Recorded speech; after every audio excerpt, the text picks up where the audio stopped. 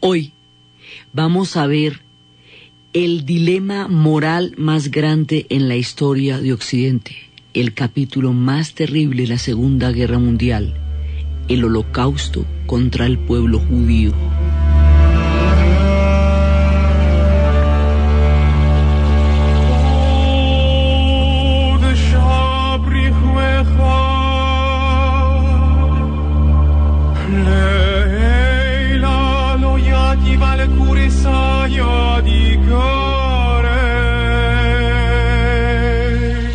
Dentro del todo el contexto de la Segunda Guerra Mundial, hay un hecho que va ocurriendo soterradamente y que lleva tras de sí la carga más terrible de la oscuridad profunda y de los abismos más tenebrosos a los que puede llegar el espíritu humano.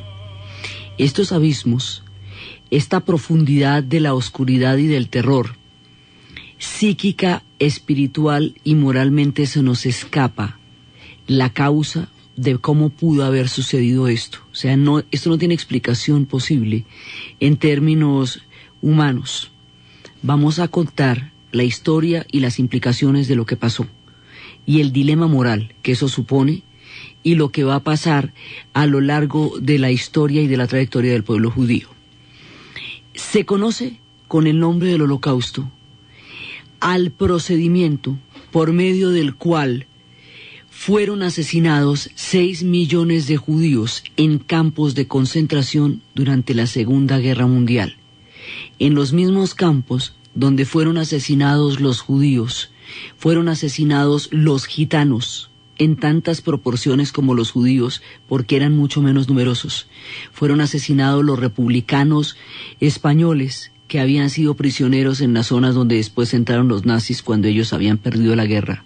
Fueron asesinados los disidentes políticos de todas las diferentes naturalezas, anarquistas, socialistas, comunistas, católicos también que fueron disidentes, todos aquellos que se opusieron a la dominación del Reich del Tercer Reich, fueron a parar en los campos de concentración y murieron paralelamente con los judíos. Pero el pueblo judío era el objetivo. Y era el objetivo del exterminio desde el principio, desde Mi lucha, desde cuando Hitler en la cárcel escribe Mi lucha, él ya plantea que el exterminio del pueblo judío es una condición del proyecto ario. No sucedieron las cosas hasta allá, era parte del proyecto desde un principio. La ideología del Tercer Reich, la esencia de la ideología del Tercer Reich, hablaba de una raza superior que no obedecía a ninguna ética humana, desconocía todo concepto de lo sagrado, se situaba más allá de toda moral y por eso se apuraba el derecho de creer que su existencia era más importante que la existencia de los otros pueblos, que su preservación era prioritaria y que otros pueblos deberían morir para que ellos existieran. Ese es el concepto ideológico de la superioridad racial de los arios. Por eso no era posible la vida ni la civilización bajo ese esquema de dominación. Por eso era que esa guerra había que ganarla, porque bajo esas condiciones no había vida. Todos aquellos que no estuvieran contemplados dentro del proyecto de aniquilación lo estaban dentro del proyecto de esclavitud, y los únicos que se encontraban a gusto dentro de esta ideología era la raza superior de los arios, según ellos autodenominada una raza superior. Entonces esto se va a poner a andar como un plan y va a empezar paulatinamente. Empieza con las leyes de Nuremberg, en el momento en que se decreta que los judíos van a quedar excluidos de la sociedad. Empieza cuando en un momento dado ya no pueden ejercer las profesiones, ocupar cargos públicos, asistir a lugares públicos, estar en las afueras de las calles, montar en bicicleta, estar en las aceras. Se les recoge de la sociedad, primero. Una vez que se les recoge de la sociedad, se van a llevar a los campos de concentración, que en un principio son Oranienburg y Dachau. Y una vez allá, empiezan a disgregarlos. Después va a ser la noche de los cristales rotos, y la noche de los cristales rotos va a ser el día que acabaron con todos los negocios judíos, incendiaron las sinagogas y acabaron con todo lo que era propiedad o negocio de los judíos en un momento dado en las calles de Alemania. Después los van a meter en los campos de concentración, y después, hacia el año 41, 42, pero particularmente en el 43, los campos de concentración se van a volver campos de muerte. Los campos de muerte se van a volver una maquinaria industrial del exterminio. Muchos pueblos han sufrido etnocidios. Etnocidio se llama al exterminio de una raza por el solo hecho de pertenecer a ella. Muchas veces en la historia se han presentado grandes etnocidios. Los pueblos indígenas de América sufrieron un etnocidio y nosotros somos los hijos de una historia rota. Los pueblos de la pradera de Norteamérica fueron exterminados. Muchos etnocidios se han presentado. 1 millón de armenios fueron asesinados por los turcos a comienzos del siglo XX. ¿Qué diferencia el Holocausto contra el pueblo judío de los etnocidios que en la historia se han presentado? La industrialización, la sistematicidad, el plan, la ideología, lo deliberado, la manera como esto se echó a andar como un proyecto esencial dentro de la ideología del Tercer Reich. Esta muerte industrial, esta muerte hecha con toda sistematicidad, con un nivel de eficiencia tan grande, denota una monstruosidad nunca antes vista. Eso es lo que lo diferencia, el grado de premeditación, el grado de industrialización.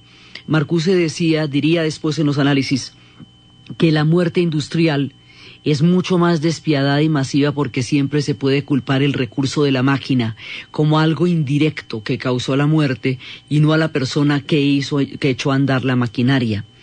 Entonces se van a crear una cantidad de campos de concentración. De esos algunos se van a volver campos de exterminio.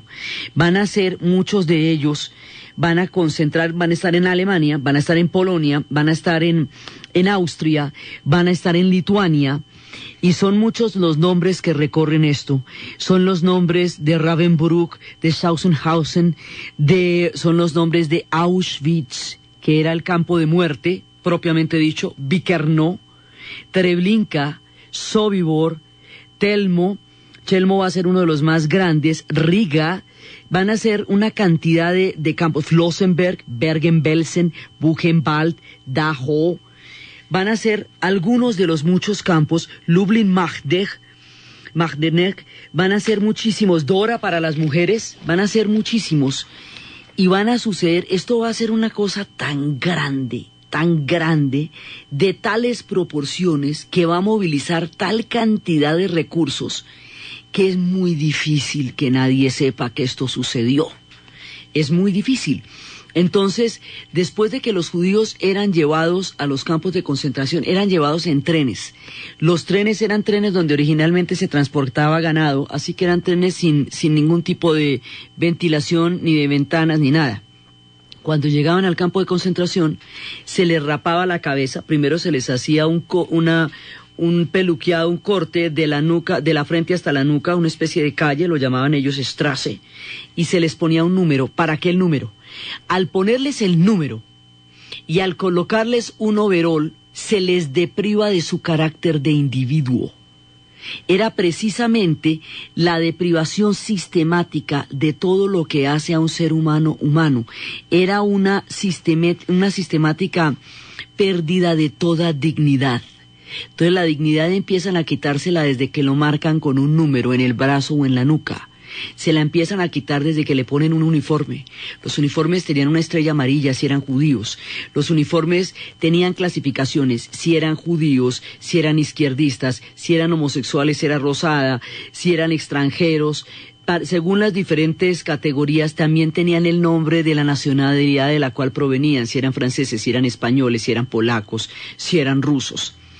Después entraban al campo la gente que tenía capacidad para trabajar, la ponían en la empresa de trabajar, y la gente que no, la mataban directamente, la mandaban a las duchas, que eran los gases de los sitios donde salían el gas Ciclón B. El punto de la muerte empieza cuando disponen de la tecnología para empezar a matar masivamente. Esa tecnología es el gas Ciclón B, que se aplicaba a través de las duchas. Entonces ahí empieza la matanza, donde decían que entraban a pie y salían por la puerta y salían por la chimenea. La idea de la solución final, como se llama, porque esto empieza a tener una serie de nombres eufemísticos. Todo genocidio está rodeado de nombres eufemísticos. A esto lo van a llamar la solución final. Y la solución final es la decisión del exterminio del pueblo judío. Y eso lo va a tomar personalmente Himmler. Himmler es el artífice de la solución final, Hitler el ideólogo, Rosenberg el ideólogo también, Adolf Eichmann el ejecutor, Joseph Mengele el médico que realizó los experimentos. Todos ellos son los personajes que le deben a la historia y al mundo estas atrocidades. Se declaran la solución final y empiezan a sistematizar todos estos campos. Ya tienen suficientes prisioneros rusos en grandes cantidades, también van a morir en los campos de concentración, y empiezan desde el 41 la creación del uso masivo de cámaras de la muerte en Auschwitz. Entonces empieza esta maquinaria y empieza este horror de la muerte, y los gitanos y todos estos pueblos van a morir de una manera aterradora. Entonces aquí hay trabajo esclavo. La creación de los campos, la infraestructura, las alambradas, las redes electrificadas, las barracas, todo eso, ¿quién lo construyen? Lo construyen esclavos, personas que han sido esclavizadas para realizar este tipo de trabajos. Y lo construyen, lo ayudan también. Algunas de las personas de los judíos eran obligados a participar en las construcciones o en el funcionamiento del campo. Esto va a llevarse hasta el exterminio de 6 millones de personas de la comunidad judía, de los 10 que eran en la Europa oriental, y va a llevar al exterminio de tantos otros. Inclusive hay una relación de supervivencia entre las personas que estaban más profundamente vinculadas a una fe o a una idea. Se dice que los que eran profundamente judíos, profundamente comunistas, profundamente anarquistas, místicos en cualquiera que fuera su idea de la vida, tuvieron más posibilidades de sobrevivir a este horror. Y de eso se convirtió una industria de jabones, una industria de filtros, una industria macabra. El oro les fue quitado y fue fundido, sus capitales les fueron quitados y fueron fundidos, y se desarrolla esta barbaridad que es de las cosas más aterradoras que ha pasado. Entre las víctimas había rumanos, había 3 millones de judíos polacos, había rumanos, había húngaros, había checos, había holandeses, había franceses, había letones, había griegos, había austriacos, todos ellos que fueron a pasar a la cámara de gas. Adolf Eichmann era el personaje encargado de poner en ejecución los campos de concentración. Este personaje, que logró escapar, sería atrapado en 1962 en Argentina por la Mossad, el servicio de inteligencia israelí. Lo atraparían por la fecha del cumpleaños de la esposa, en que le llevó unas flores, estaba disfrazado de obrero. Lo atraparon en la casa de la calle Garibaldi, y de allí fue llevado a Israel, donde se le ejecutó. Todos estos fueron conformando esta terrible maquinaria.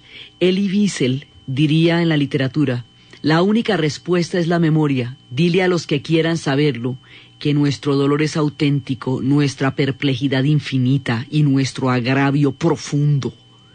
Y Primo Levi diría: sucedió, luego puede volver a suceder. Entonces empieza a suceder este horror del que nadie reclama haber sabido nada. Y era demasiado grande y se movilizó muchísima gente como para que no se supiera nada. Entonces esto va escalonado. En la ciudad de Varsovia va a crearse un muro detrás del cual se va a crear el gueto. de ese muro y detrás de ese gueto, de 50.000 en 50.000 van a ser llevados en los trenes a los campos de exterminio. Y allá se va a presentar la rebelión más grande de todo este episodio, que es la rebelión del gueto de Varsovia, cuando con cuchillos y tenedores y con lo que pudieron ofrecer una resistencia impresionante y mataron más de 100 nazis de los SS antes de rendirse. Entonces, ¿qué pasa? Aquí se está formando un dilema moral, se está formando una oscuridad de un tamaño del cual nadie después va a querer responsabilizarse. Y el tamaño de esta atrocidad va a sacudir la conciencia moral de Occidente, que por omisión también, y alegando que nadie sabía lo que estaba pasando, dejó que semejante horror pasara. Entonces estamos viendo cómo nos adentramos en el corazón de las tinieblas, los grados de responsabilidades que eso tienen que ver, y por el otro lado vamos a ver cuál es la historia de la comunidad judía en todo este episodio.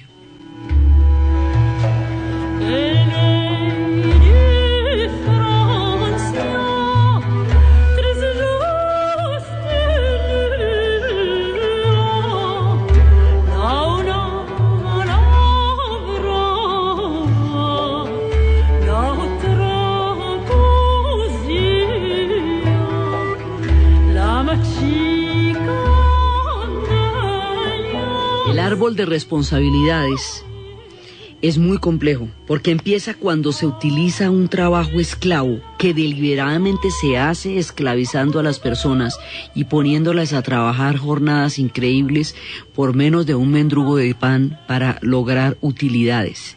¿Quién somete a aquellos al trabajo esclavo? Está en la producción, quienes produjeron el gas Ciclón B, alegando que eso era un insecticida y que ellos eran simplemente técnicos, y se negaron a conocer en qué se estaba empleando el Ciclón B, que era capaz de matar 2.000 personas simultáneamente. Cuando se organizan los sistemas de trenes, el que dice que es un sistema que él está organizando simplemente un sistema de transporte de población hacia los campos, y alega que es un funcionario. Muchos van a alegar que son funcionarios y que cumplían órdenes, lo que se llamaría como la banalidad del mal, un problema burocrático. Se recibieron órdenes de embarcar personas en los trenes.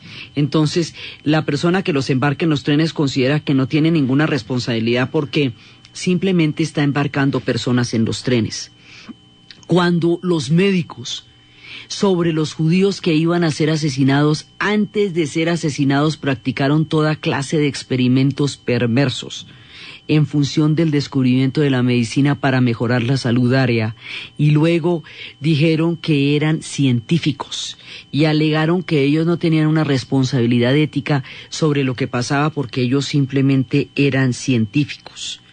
La responsabilidad va desde Himmler, que planteó la solución final, desde Rosenberg, que es el ideólogo, desde el mismo Hitler en Mi lucha, hasta el doctor Mengele, el médico de la muerte, hasta Bormann, hasta Eichmann, el ejecutor, los SS encargados de administrar los campos y de hacer cumplir las sentencias.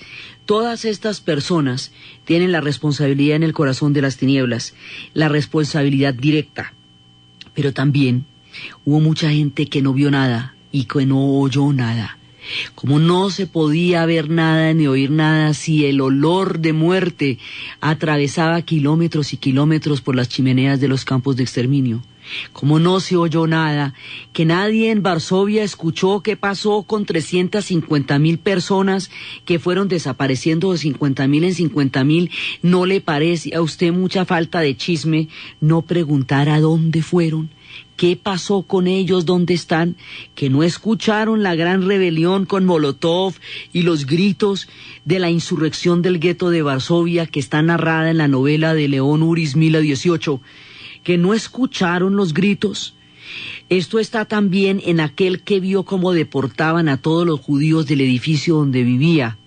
Y no solo no preguntó, sino que pensó que de pronto podía adquirir apartamentos baratos de los que antes ocupaban los judíos.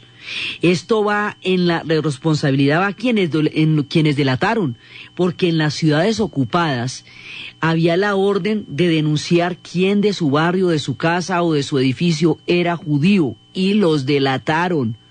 Los delataron, y en el último de los trenes que salió para Auschwitz iba Ana Frank. Ana Frank, la niña de 13 años, que desde el anexo de un lugar secreto en la ciudad de Ámsterdam va a llevar un diario que al encontrarse se va a convertir en el testimonio más desgarrador de lo que fue la vida de las comunidades judías durante este espantoso episodio histórico. La familia de Ana Frank fue delatada. Alguien dijo que había unos judíos ocultos en el anexo, y el último tren que salió para Auschwitz llevaba a Ana Frank. ¿Quién los delató? Las personas que delataron, las personas que no preguntaron, las personas que vieron y no dijeron nada, también tienen grados de responsabilidad en que todo esto haya pasado. Mientras estaban haciendo los campos de concentración y mientras esto sucedía, nunca hubo bombardeos sobre los campos ni cerca de los campos, porque no había no eran un objetivo militar. A nadie le importaban, nadie preguntó por ellos. La idea era bombardear a los alemanes y acabar con los alemanes.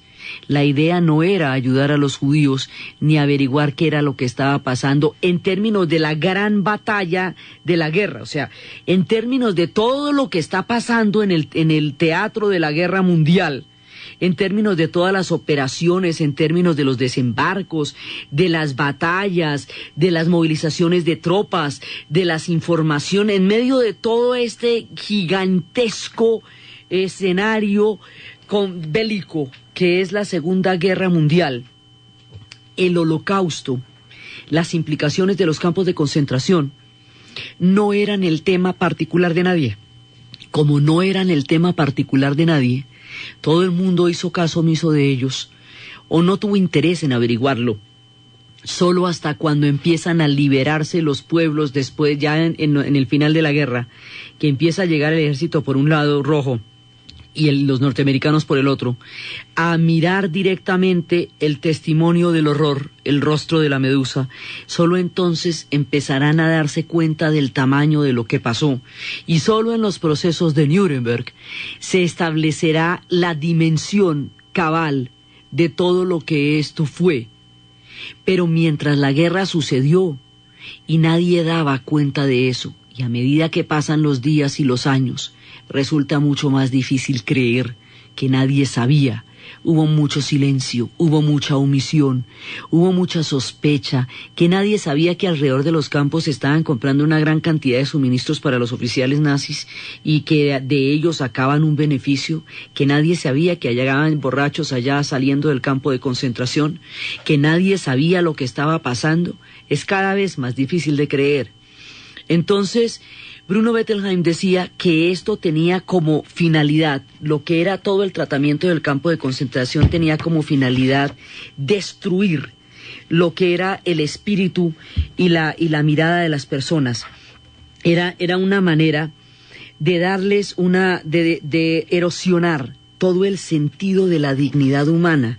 Esta manera de erosionar el sentido de la dignidad humana es de una atrocidad impresionante. Las cuotas de producción que se daban, es decir, de muertos, una industria que no producía, digamos, sino muerto, una industria de aniquilamiento, una industria de horror, donde a la gente se le quebraba espiritualmente. Hitler decía que las masas solo respetaban el terror, y que era a través del miedo, el miedo como instrumento que se les podía someter. Era que solo el terror inspiraba respeto, y que la manera en que la gente supiera que con el Tercer Reich no se podían meter era a través de la utilización de un grado de terror tan grande que nadie pudiera de ninguna manera pensar siquiera en enfrentárseles.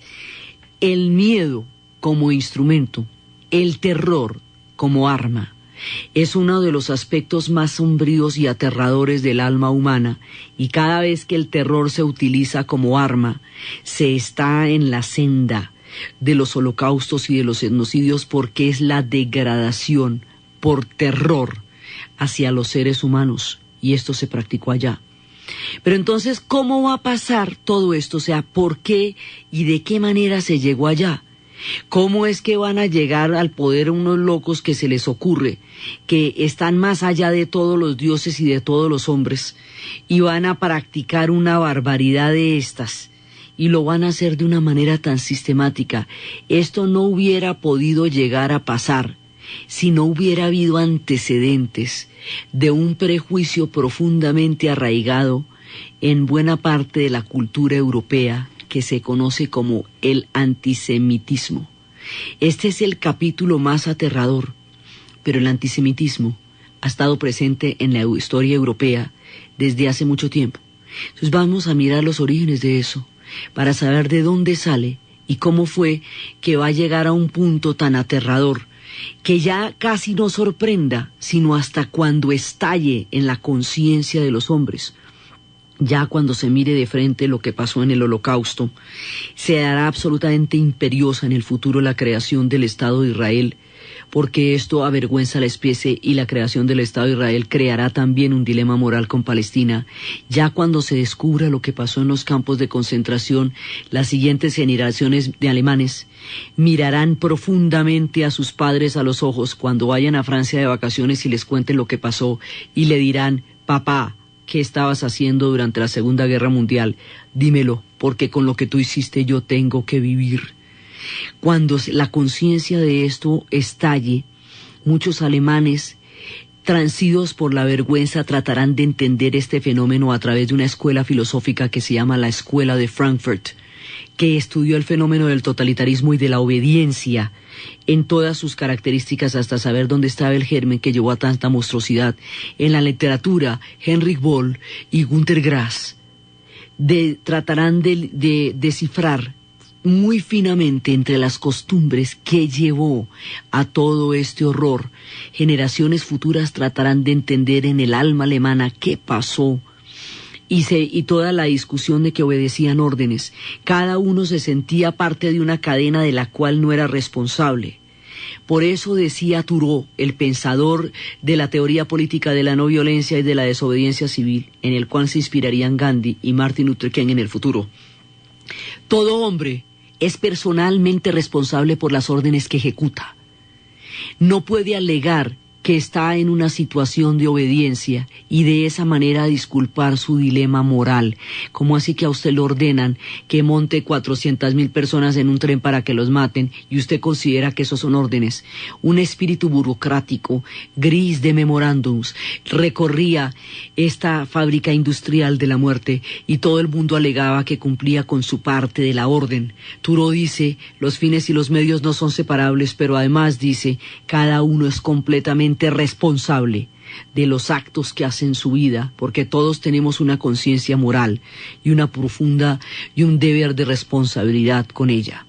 Entonces, aquí el dilema moral es cómo es posible que tanta gente alegó que estaba obedeciendo órdenes y obedeció semejantes órdenes, que tanta otra desconoció, no oyó o permitió o se calló frente a lo que estaba pasando, y otra ejecutó directamente, y otra siquiera pensó en poner en práctica semejante plan, y lo hizo pensando que una raza era superior a otra, y que el espacio vital y la supervivencia de la raza aria implicaban la desaparición del pueblo judío. El pueblo judío llega a Europa en tiempos del Imperio Romano en condiciones sumamente complicadas. El pueblo judío es expulsado de su tierra, del templo de Jerusalén, con la destrucción del templo, por una serie de rebeliones que se hicieron contra los romanos, quienes pedían que se reconociera por lo menos uno de los dioses del Olimpo para poder ratificar su pertenencia y su lealtad a Roma. Los judíos no podían reconocer ningún dios porque tienen pacto con un dios único que es Yahvé, y el reconocimiento de cualquier otro dios les implicaría a ellos desobedecer su fe, traicionar, no es que desobedecer, traicionar su fe. Ellos no estaban dispuestos a hacerlo. Lo que para los judíos era un problema teológico, para los romanos era un problema político. Finalmente, las rebeliones llevan a un punto de tensión tal que los romanos van a destruir el templo de Jerusalén. Y más adelante va a haber un último enfrentamiento en la fortaleza de Masada, donde los judíos masivamente se suicidarán antes de caer bajo las manos romanas, después de 3 años de construcción de una rampa que llevara a la montaña de Masada. Cuando son expulsados por los romanos, van a llegar a Europa. Unos van a llegar a lo que se llamaba Sefarat, hoy España, y se llamarán judíos sefarditas. Y otros van a llegar a un lugar que se llama el este del Rin. Ashken significa el este del Rin. Estos serán los judíos ashkenazis. Los judíos sefarditas y los judíos ashkenazis. Los sefarditas son aceitunos, los ashkenazis son pelirrojos. Son la mayoría de los judíos que poblarán la Europa del Este. Estos pueblos van a llegar en una época que conocemos como la Edad Media. En la Edad Media, Europa no los va a recibir como iguales, porque ellos no creen que Jesús sea el Mesías, y llegan a una Europa completamente cristianizada, donde solo existe una explicación de la fe y es la que impera en ese momento. Al no reconocer a los judíos, a Cristo como el Mesías, van a quedar excluidos de lo que va a ser la comunidad de las clases sociales en la Edad Media. No van a poder ser, ni van a poder ser siervos, ni amos, ni señores, ni caballeros, ni guerreros, nada. Solamente se van a poder dedicar a la usura, que es pecado en el catolicismo, en una época en que era la moneda y no la tierra, en que era la tierra y no la moneda, la que determinaba la riqueza de la sociedad en esa época. Ahí ya hay un factor de exclusión. Cuando llega la peste en la Edad Media, los judíos son mucho menos vulnerables a las epidemias porque son infinitamente más limpios, porque son un pueblo del desierto que tenía unas prácticas higiénicas. En aquella época, en la Edad Media, no había ningún concepto de la higiene. Entonces, en el establo dormían el perro, la cabra, el primo, la tía, el suegro, la nuera y el sobrino. Cuando llegaba una enfermedad por entreleno, se podía transmitir del marrano al perro y del perro al primo sin ninguna distinción porque no había condiciones higiénicas. Eso diferenciaba a la población europea de la población judía, que sí tenía una forma de vivir muchísimo más limpia. Por eso se les culpó de la peste y se les quemó. Testimonios de esos en una novela de Hermann Hesse, Narciso y Golmundo, de cómo se les culpó de la peste. Y hay un momento en que un prejuicio latente, una exclusión que hacía que los judíos no fueran considerados iguales a los católicos porque tenían una diferencia teológica fundamental al no reconocer en Dios, en Jesús al Mesías. Hay un momento en que esta latencia, esta tendencia, este prejuicio se va a convertir en un plan de acción bélico. Ese momento son las cruzadas. Y las cruzadas van a transformar el pacifismo de Jesús, el carácter humilde, compasivo y manso del cristianismo, van a transformar la otra mejilla en una guerra santa. Y van a demonizar y estigmatizar y destruir al Islam, van a atacar al Islam, van a atacar a los judíos y a los mismos cristianos ortodoxos de Oriente también los van a matar. La cruzada transforma el espíritu pacifista del cristianismo original y lo convierte en una guerra santa, en una guerra de intolerancia. De ahí avala la intolerancia. En ese punto se va a avalar la intolerancia. Y cuando se avala la intolerancia, quiere decir que las autoridades y la sociedad ve con buenos ojos el maltrato, la degradación y el sufrimiento de los otros en aras de una idea, solamente porque los otros no la comparten.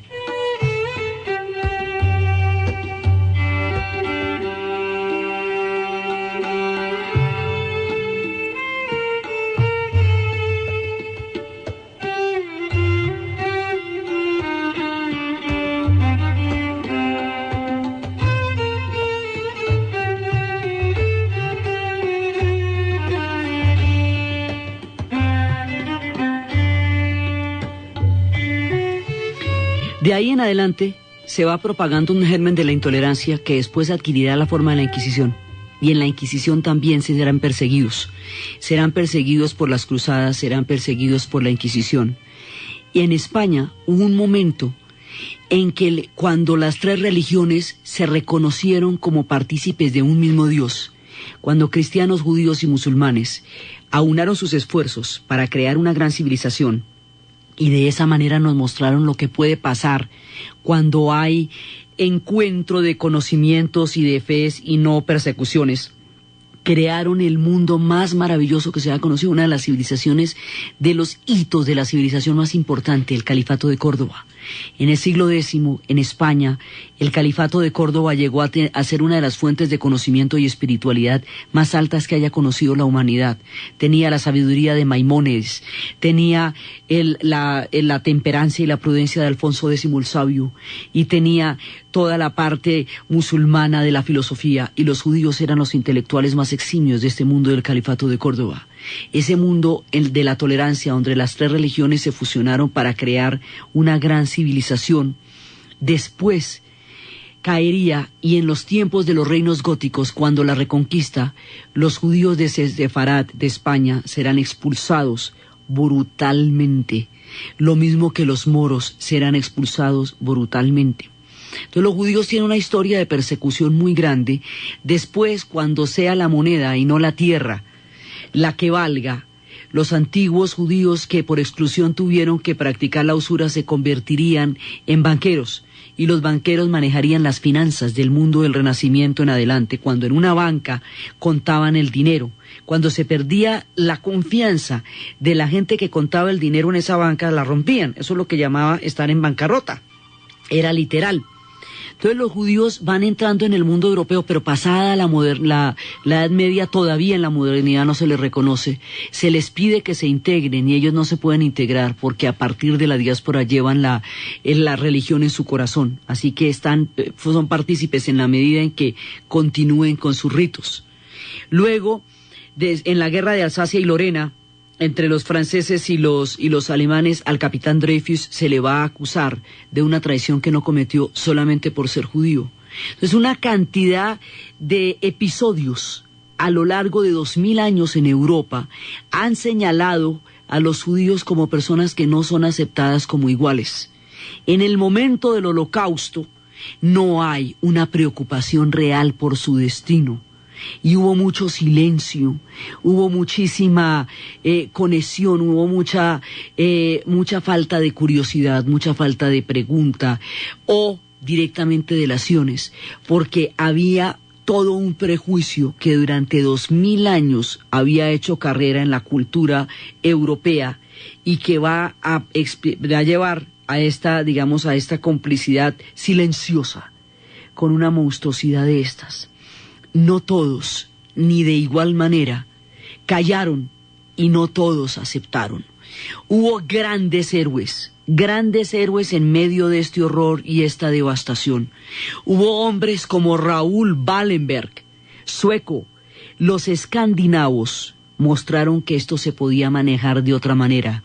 El rey de Dinamarca y el pueblo de Dinamarca se pusieron estrellas amarillas en el brazo el día que los nazis les ordenaron que hicieran eso, y dijeron que nadie podía ser sacado de Dinamarca porque todos eran daneses, y terminada la guerra reconocieron a los judíos daneses como daneses. Suecia también apoyó a los judíos y se negó a perseguirlos. Noruega hizo redes para evacuar a los judíos y poderlos llevar hacia lugares donde estuvieran a salvo. Raúl Wallenberg, un hombre muy importante en términos financieros, en términos diplomáticos y en términos de origen de clase, aprovechó todos sus privilegios para repartir pasaportes de la corona sueca que eran entregados a los prisioneros en los trenes que iban para Auschwitz, y de esa manera los hacía bajar del tren en la puerta misma de la muerte. Salvó a la mayoría de los que pudo.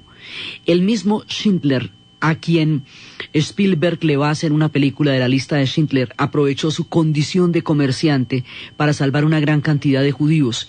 Varian Fry, del que habíamos hablado en los tiempos de Francia, entendió la dimensión del drama aún antes de que fuera público y empezó a sacar los grandes genios de la cultura occidental. el pueblo judío le ha aportado al mundo una cantidad de personajes sin los cuales no sería comprensible la cultura de Occidente, tanto en el pasado como en el presente. Pasa desde Woody Allen, Isaac Asimov, desde Bashev Isaac Singer, desde Einstein, desde todos los grandes personajes, Martha Green, Kafka, Noam Chomsky, Harry Houdini, el gran mago, Carlos Marx, Sigmund Freud, León Trotsky, Marc Chagall, Moshe Dayan, Martha Graham, todo, digamos, Bob Dylan, inclusive en las épocas, Steven Spielberg, personalmente, muchísimos, la lista sería interminable, Arthur Miller, sería interminable de todos aquellos, George Gershwin, el autor de la Rapsodia Azul, Alma Mahler y Mahler, Gustav Mahler personalmente, Strauss, las partituras de los valses de Strauss. Varian Fry va a entender la capital importancia de la cultura judía en la cultura de Occidente, y por eso va a crear las redes antes de diciembre del 41, que va a permitir sacar al hermano de Thomas Mann, Heinrich Mann, y va a permitir que el mundo conozca la obra de Chagall, que el mundo conozca la música maravillosa de Mahler a través de las partituras que Alma Mahler logró salvar junto con las de Strauss.